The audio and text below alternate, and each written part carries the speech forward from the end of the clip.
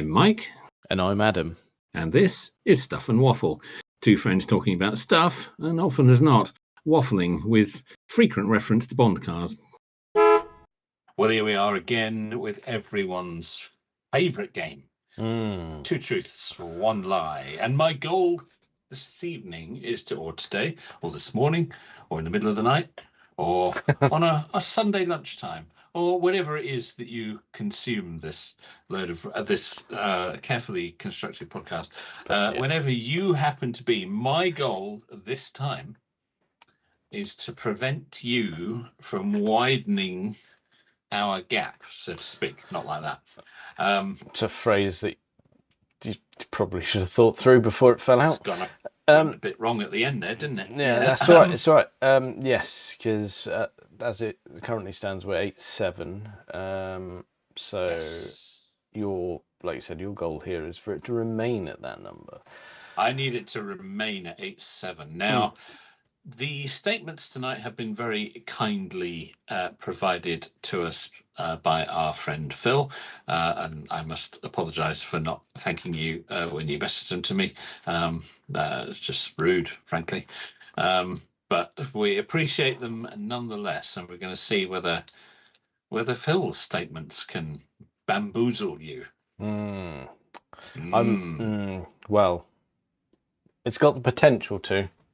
Phil knows his onions, so to speak. He does, and he's the knowledge is deep on these. So God, let's see where we go. Go on then. Deep and eclectic. There's no theme here. It's a nice mix. Okay. Let's see. Let's do it. Let's right. see. I'm poised. Let's do it. I've got Notepad open. I'm ready to. You're all set. Yeah. Okay. I'm ready to type a statement. Here we go. Thanks to Phil. Number one. Last year, so calendar year 2024. In case anyone's listening to this in the future, or the past, you never Any can of the tell. above, yep. Yeah. Subaru sold more cars in the UK than Jeep. Last year, Subaru sold more cars in the UK than Jeep. Yes. All right. Okay. Yeah. Okay. Yeah. I don't know where to go with that one, to be honest, but we can come back to it. It's fine. Yep. Yep. Number two. The first petrol-electric hybrid car was sold in 1901. Oh God, hang on. The first petrol-electric hybrid. Electric. Oh my God.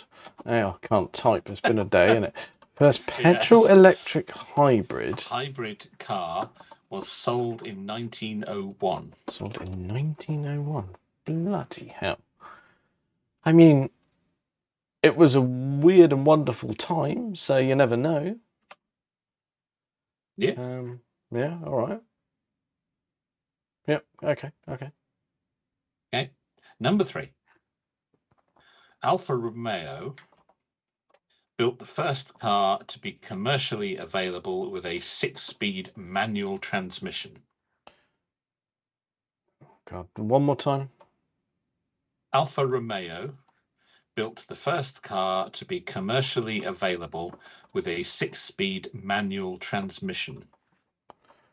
To be commercially available with a 6-speed manual. Yes, a manual. Right. Let the deliberation begin. Yes. So,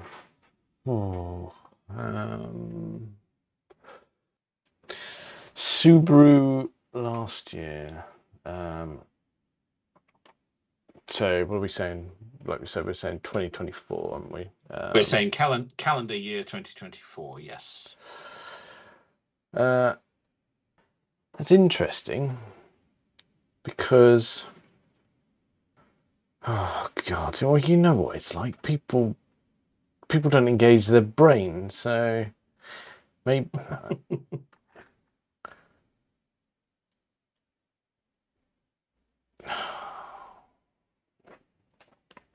Oh, bloody hell. Subaru sold more than Jeep. Don't know. In my head, I would say that would be sensible to do that. Good on the general public. Yeah. However, I don't have that much faith in them. Think of what you see on the roads, I guess. Not that I should be helping you in any way, but no.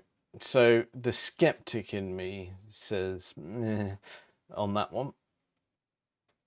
So, second one, first petrol electric hybrid car was sold in 1901. Now, like I said, I don't know this. However, we know that cars came in various shapes and sizes with various shapes and sizes of propulsion as well. They did. People do forget that electric was around actually before internal combustion. So there's that, yes. Is me saying I don't know that. I'm going to come back to that because there might be a dormant fact in the head. Oh, I hate it when that happens. Why do you hate that? Is that because it normally leads to an increase of Yes. points? Yes. Yes, it does. Yes. So we are onto the Alfa Romeo one. Built the first car to be commercially available with 6-speed transmission. Lovely. So yes, this I believe to be true.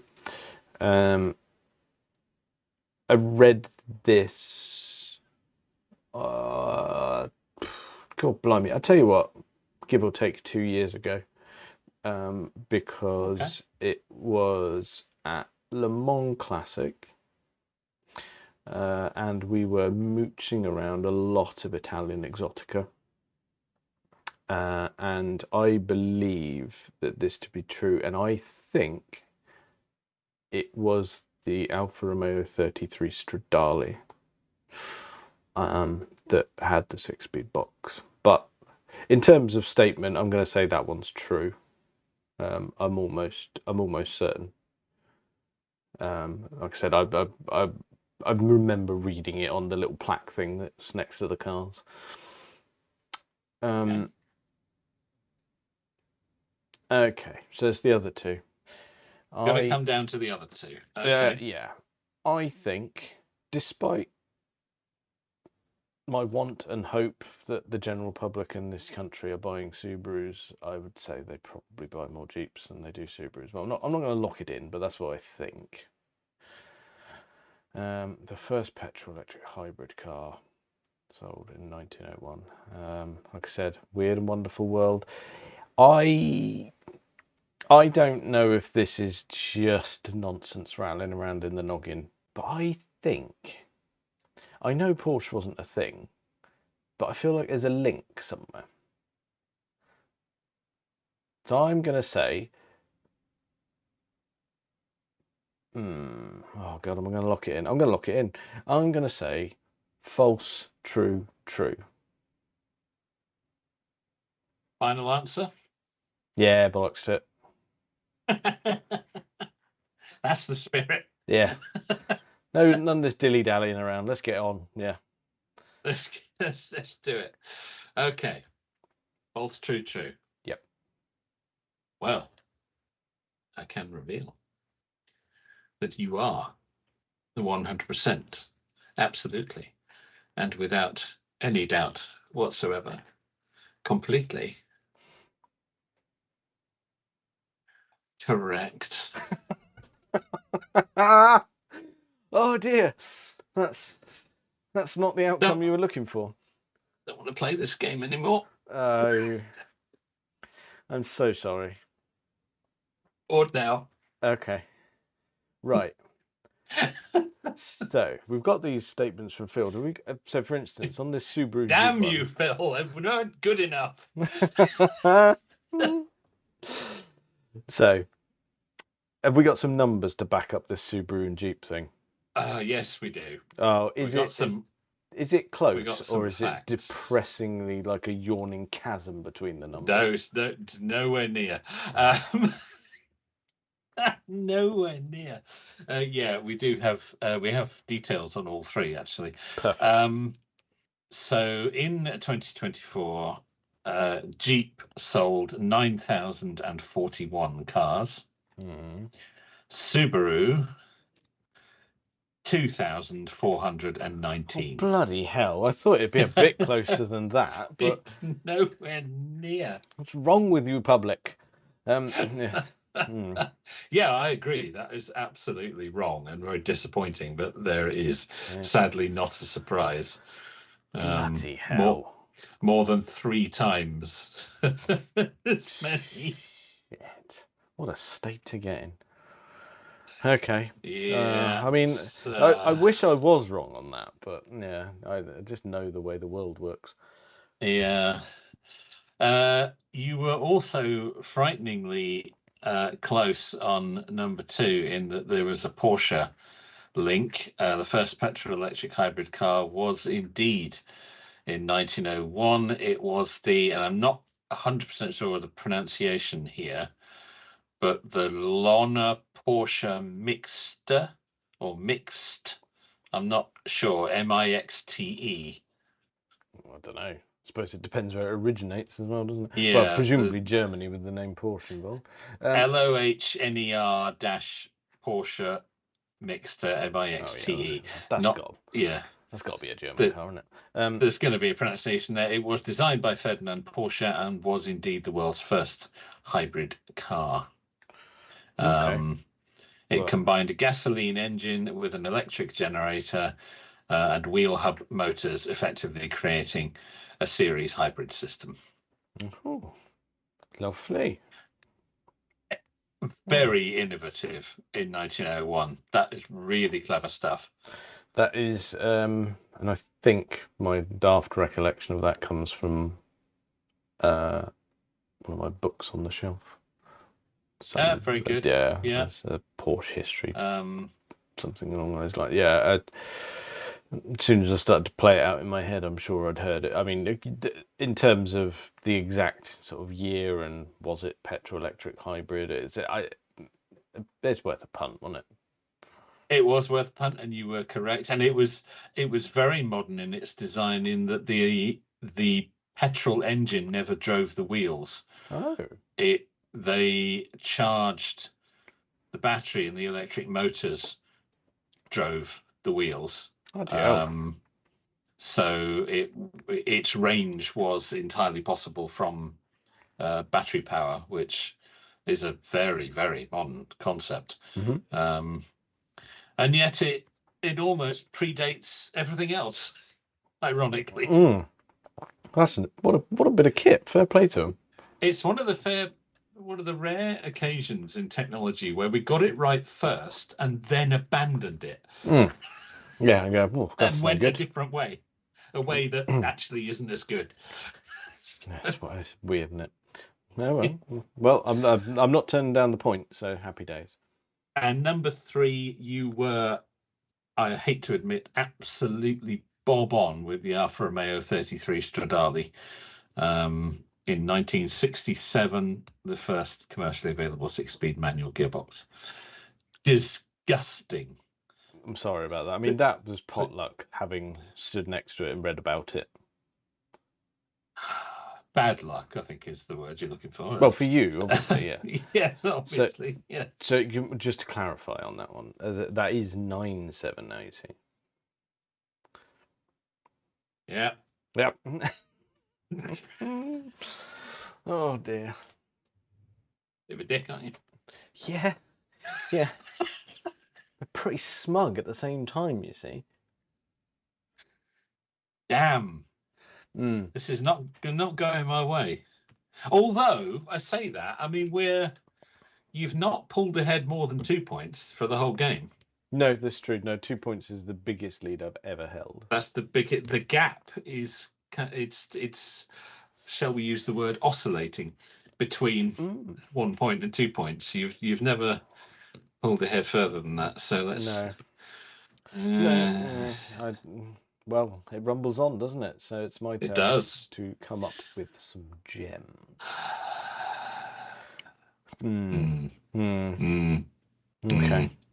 Okay. So. Well, thank you, Phil. Sorry you ruined it. What? What is this? Why am I getting slagged off? I was just thanking Phil for the questions. Oh, I see. Yes, thank you, Phil. I enjoyed those enormously. Yeah, they're good. Really good. You need to be more convincing in your voice. You just would have not liked good enough. You would have liked them if I hadn't got the answer right. So. Yeah, I'd have liked them better then. I grant you. Yeah. Okay, I apologise profusely. No, I don't. No, you don't. No, I don't give a shit. No, you it's don't. tremendous. No, you don't. Don't try and con me. No.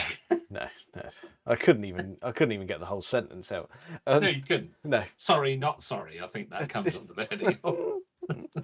Yeah. Yeah. You alluded to something in the week, and then you cut yourself off. I did, because we were sat there enjoying a crisp, and yes. I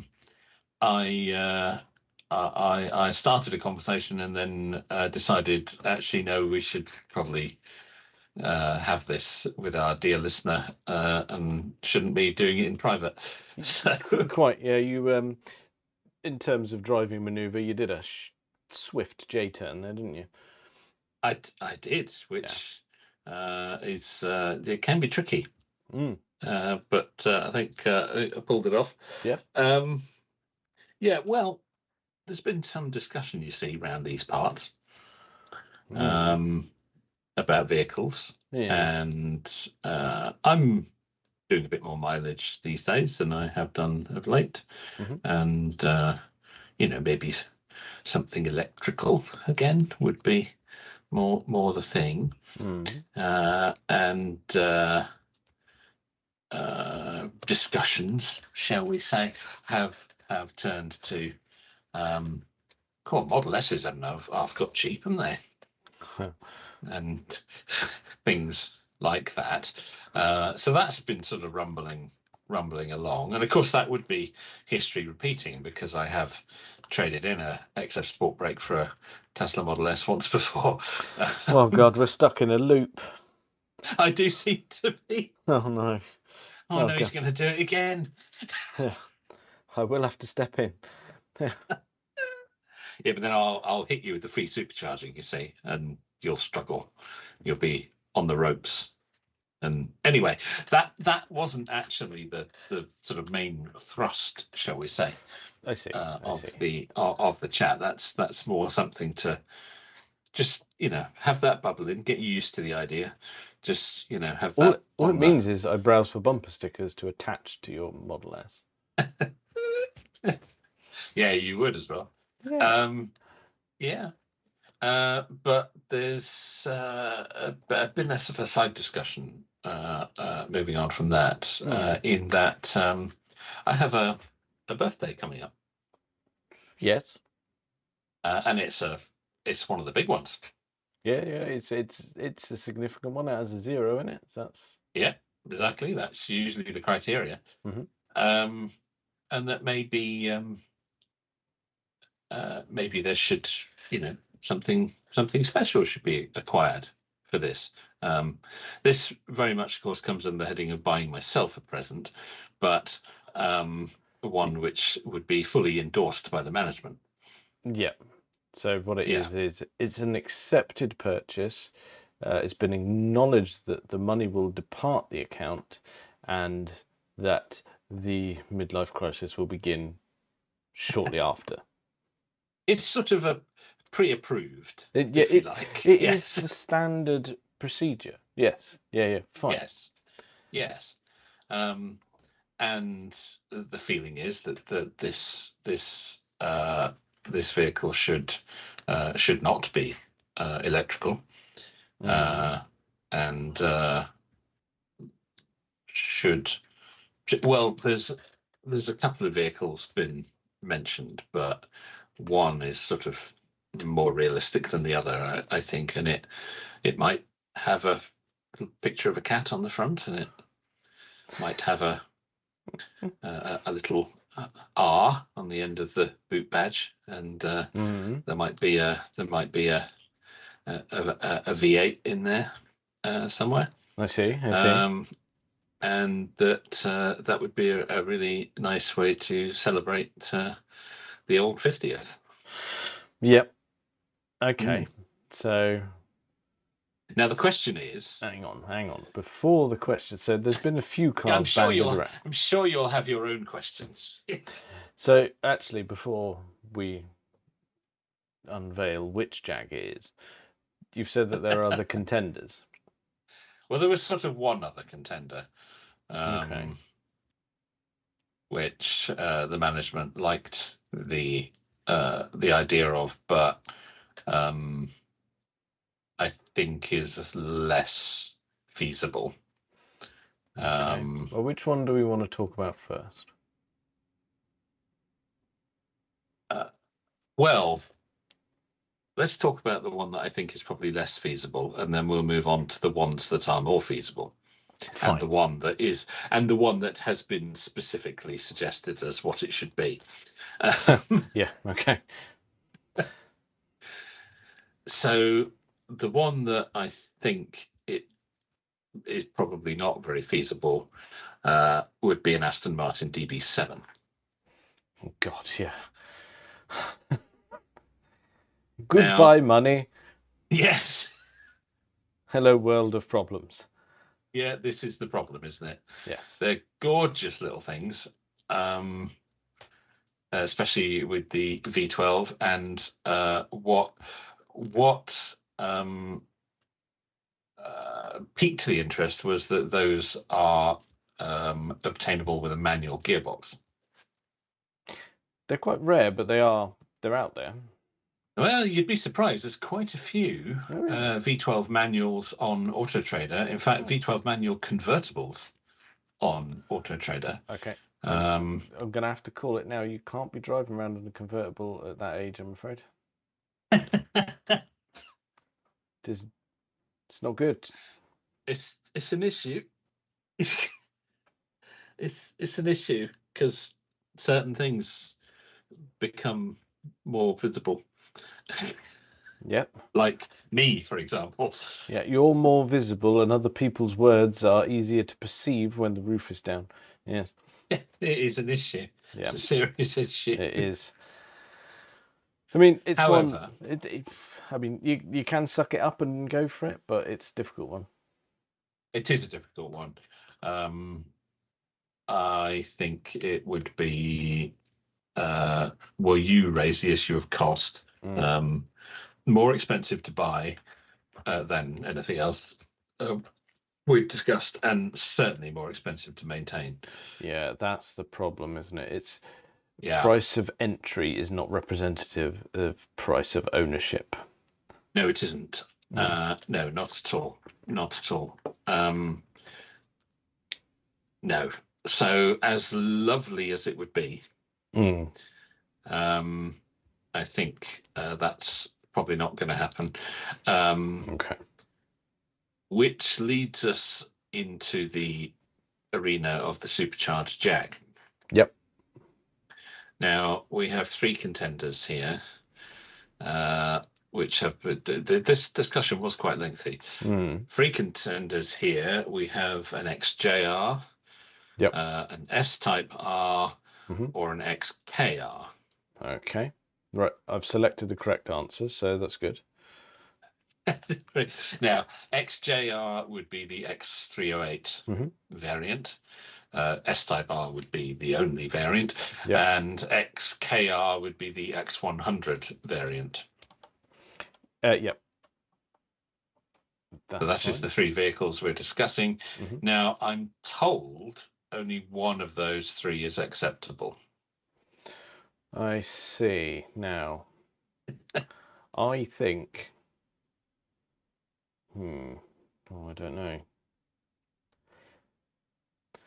See, I thought I picked the perfect Porsche for Dawn, and I thought we were very much in sync headwise there. But apparently, I was completely wrong. So It's hard to judge. I'm it's less hard to confident, judge. but I would say Dawn's interpretation of the correct decision is probably. I would like it to be the same as mine, in that if you're going to do it properly. Have the non-daily car as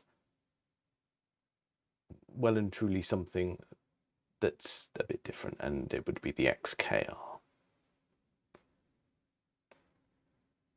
You think that's what she would have said? I think that's what Dawn said, and that's also my answer. That is indeed what was said. Fine. That it has to be perfect. An XKR. That she hates the S-Type. Yeah, I think that's a bit harsh. She hates how it looks. She thinks it looks awful. The XJR apparently is not much better, and that the only one that's acceptable, in fact, somewhat gorgeous, is the X100 XKR. Okay. Now, I mean, I'm happy that she's arrived at that as the answer, but she's wrong about the other two. But that's a side issue. Yeah, I agree. Yes, absolutely, I agree entirely. Yes. Now, my natural choice, of course, would be the S-Type R. As you know, I've coveted one of those for some time now. But I also see the argument that if the daily is going to be something more practical, be it the current XF or a Model S or something else, then the toy needs to be something completely different, and the XK offers that.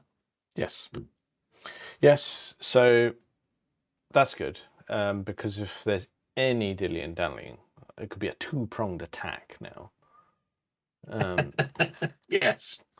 So yeah, exactly. Dawn and I can work that in shifts. That's not a problem. She gets the evenings, you get during the day. Yeah, exactly. So that's fine. Yeah. Not a bother. Oh God. Yeah, you hadn't thought this through, have you? Down. Yeah. Oh no. But what it does. We should clarify for our dear listener that at this present time, Adam and I are working together so he can apply pressure all day long. Yeah, it's a unique talent. Yeah, people badgering you day in, day out.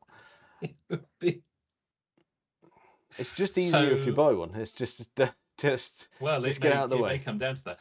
The one advantage, of course, is that actually on the current market, the XKR is actually likely to be the cheapest of the three. Well, that's an added bonus. It does bring us back, though, to a point of going, well, it does come in coupe and convertible variant. It does. Now, I've explained I mean, don't get me wrong, I like both. However, if I don't know what Dawn's stance on which one of those to pick, but obviously she comes at it from the fact of, like, if Dawn were driving a convertible, well, if she does on a day-to-day basis, but if Dawn's driving, she does, in fact, yes. If Dawn's driving a convertible Jag, fine, not a problem.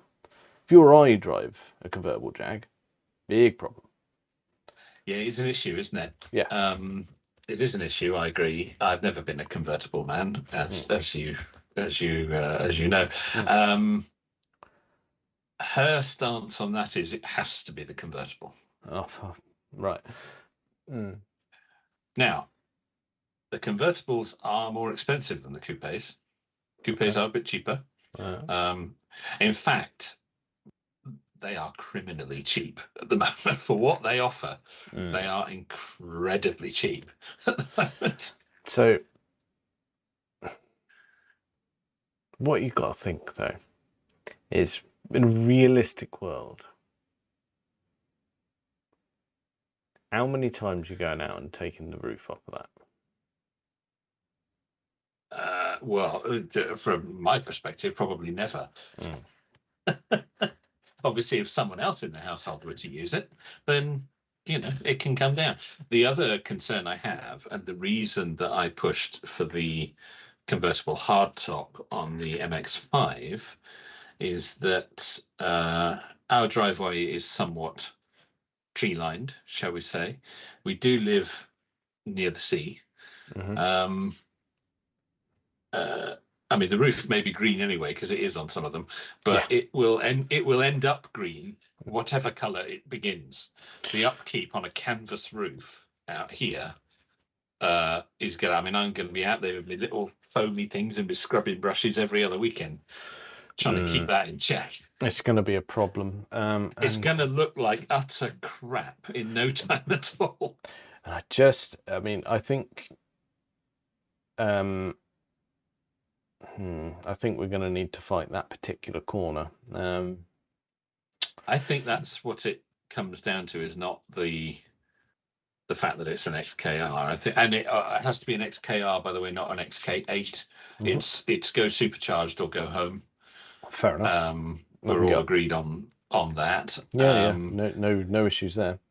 So, but I would say, although as a taller gentleman, it's not overdone with space inside because it was based on the XJS platform. The extra headspace acquired by the convertible roof. But my gut feeling would always be for the coupe. I think you'd fit fine. Yeah, be all right. Yeah, I'd make it work. And I just think that you would barely have the roof off. Yes. Let's face it, it's a Jag with an electric roof. It's got the potential to have a bill attached to it at some point. It is. And up might be the only option. Yeah. And let's face it, it's like you might as well navigate around one particular mechanism that will go wrong. So yeah, there is that. And I think we've reached the conclusion that there has to be a Jag. I have to have a Jag in my life. There can't not be one. So if that's doing the job of a Jag, it might free me up for alternative choices for the practical daily. Because we do need a family car. My car has to be the family car. That's just how it is. But this doesn't need to be. No, which was the other argument. Well, it doesn't. You're looking at an XJ or an S-Type. Well, it doesn't need to be practical like those. Although I adore both. Mm-hmm. Yeah. And my preference would always be for the saloon rather than the coupe. But it probably does need to be something different. Otherwise, you're just buying cars that do the same job. Yeah, they're awfully similar. You'll probably end up using one or the other predominantly, and it makes the other one redundant at that point. Yeah, exactly. And when it comes to commuting to the office in the mornings, I'm gonna want probably to take the one with the big V8, aren't I? So, and that's not going to help. So no, it's not. And if you've got the toy, I mean, on a nice day, you'll take it. Oh, absolutely, no question. Yeah. But when it's a miserable day, like it is predominantly, then you'll just get in the daily. Yeah, exactly. And if the daily is electric, then all the better. Mm-hmm. But as I say, that's another issue. That's a separate discussion. But that's kind of where we've ended up. Maybe, just maybe, a nice 50th birthday present to myself. Let's just do that. Have you? Well, I say have you. You will have. Presumably, you've sort of got a few saved on the classifieds. Oh, there's always some. Yeah, absolutely. We're always looking. We're always looking. I don't actually have it open at the moment, but I'll soon get back to it. Don't you worry. Yeah, it is the saved search. Let's see what we've got here. I mean, I am entirely in agreement that it should be something fun. Yeah. But I think the convertible is wrong for you. I agree. I can't. I agree entirely. But after, while I'll side with Dawn enormously to make this happen, I will argue the case and go, Dawn, you clearly like convertibles. That's absolutely fine. You've got one. You don't need another one in the house. Yes. Yeah. Yeah. No. You don't, do you? You absolutely don't. Some may say a certain person should drive one. Well, I mean that may have come up in conversation as well. Yeah. What you still haven't? Yes. It's come up in a lot of conversations. That it does come up quite regularly. That doesn't it? Yeah, with various people. Yeah. Yeah. How's that have to going do for that. you? Yeah, it's great. If only the weather was all right at the minute. Oh, wait, it is, isn't it? Well, on and off. But it's been positively balmy today. Well, it has today, yeah. But lovely. Yeah. You never know. It's going to happen one day.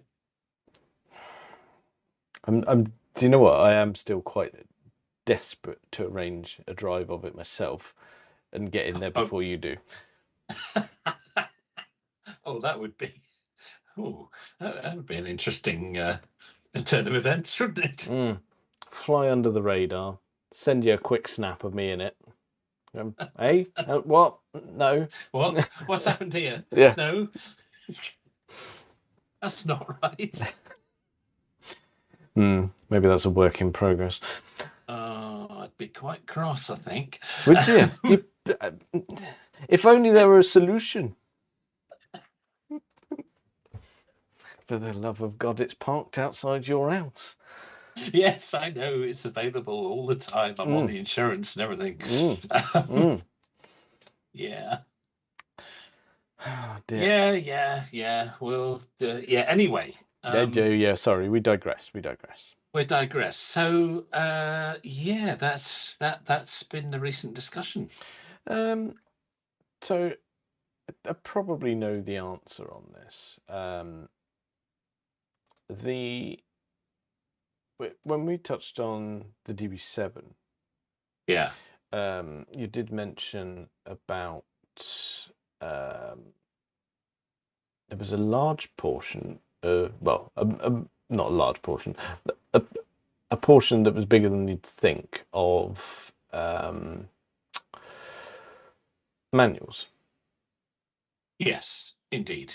An Auto Trader search revealed a selection of manual DB7s, yeah, both with the straight six and the V12.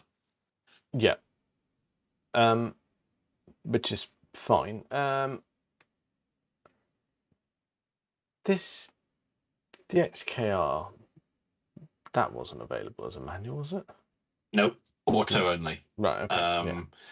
Jaguar built one as a concept, as a sort of test bed, and it's at the Heritage Motor Museum in Gaydon. It's at the Heritage Collection, Jaguar Heritage Collection. They built one with a manual box that I think came out of a V6 S-Type. Okay. Retrofitted to an XKR. That is the only one they ever built. They never put it into production. Tom Lenthal Limited can do and has done manual swaps on them. So it can be done, but you're probably spending more than the car is worth doing it. Fine. Okay. Well, it's good to clarify. So Dawn would absolutely prefer a manual, but it just doesn't exist. No, not unless she goes and buys that particular one. Yes, I might have a bit of a price tag on it. Entirely. Drive Tribe did one a little while ago. They did a manual swap with Tom Lenthal on an X100 XKR. So it is. They documented the whole process, and it's a bit of work. Yeah. So and it can also be done, but no, auto only, and it depends which, because there was a minor revision, or say minor, there was a revision to the XKR in 2003. It got the slightly bigger engine, didn't it? It got the 4.2. That's right, over the 4-litre, and it got the I think it got a Jaguar gearbox over the earlier Mercedes unit. So it was a complete Jaguar drivetrain on the later ones, I believe, 2003 to 2005. There are also all sorts of other smaller improvements. Because it must have, surely it got a ZF box. It probably would have been, actually, saying that. Yes. Yeah. Which, given the time frame, probably would have been a 6-speed. Yeah, it was the same gearbox that went into the S-Type R and the XJR. Okay. Yeah, it must be that then. Yeah. So, and as we've touched on that it's got sort of two versions, although minor differences. Yeah. Which would you be aiming at? Ideally, the later with the 4.2, but that does push the price up a little bit. The earlier ones are cheaper. Do we have a slight front end styling change as well? The grille a little bit. Just a little bit. It was very minor. Also, there was a slight styling change to the rear as well. The lights got a chrome surround. The badging was changed. The boot could be opened with a button actually on the boot, whereas the early ones, it could only be opened from inside. With a switch on the dash, they were slightly lowered. But it was all quite minor stuff. They revised the dashboard slightly. You got a touchscreen sat nav as opposed to sort of mechanical dials and things on the dashboard. But it's all quite minor stuff. But yeah, it had a whole selection of small improvements. Yeah, because that's something you're going to want to tweak sharpish, isn't it? You're going to want to get a decent bit of in-car entertainment in there. Well, yes, they all came, I believe, with radio cassette as standard. So on the Ford-tastic center console that they had in them, that's the one thing that kind of lets them down. Really, is the interior is a little bit dated on these, but it is what it is. It's not too bad. I mean, yeah, the switchgear is definitely Ford, but the finish is nice. It's still a Jag finish. Yeah. I've got no beef with that. And you don't hear any horror stories about them, and there's still a lot of them out there. Yes, they do like to rust, as all cars of that era do. But you get one that's been undersealed, or you get one in decent shape and underseal it sharpish. I think you'll be okay. Plenty of options. Yeah. Okay. Well,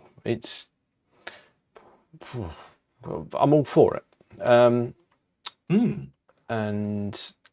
I think I'm going to get in your ear fairly quick on this. Because, like you say, prices are feasible at the moment. Don't want to get caught out. No, I think it is a future classic. That's fair. With its sort of E-type looks, I think it's certainly better looking than the car it that replaced it. Although the car that replaced it was an Ian Callum design, and we're rather partial to his work. I think the X100 is a considerably better looking car than its successor. Yeah, I mean, I like both, but I prefer this one. Yeah. Which... Yeah. It's a little bit larger. It's it's booted rather than a hatch. But you're not buying it for practicality, are you? Let's be honest. No. Okay. No, that's good. Let's. And we are only talking a few grand. We're not talking loads to pop one of these on the driveway. They are almost criminally cheap. The non-supercharged ones are even cheaper. The XK8s, I mean, 2-3 grand will get you a half decent one at the moment. They are ludicrously cheap. It's awfully tempting. And 5, 6, 7 will get you a pretty decent R. They are criminally cheap at the moment. Oh dear. Right. Well, I think let's stop the deliberation now. Right. We're going to badger you, and it's going to happen. Oh, I've done this to myself, haven't I? Yep. This is on you. It's happening. Well, I think that's probably enough of that for this week. Check us out on all the various social medias and things. Thank you very much for listening.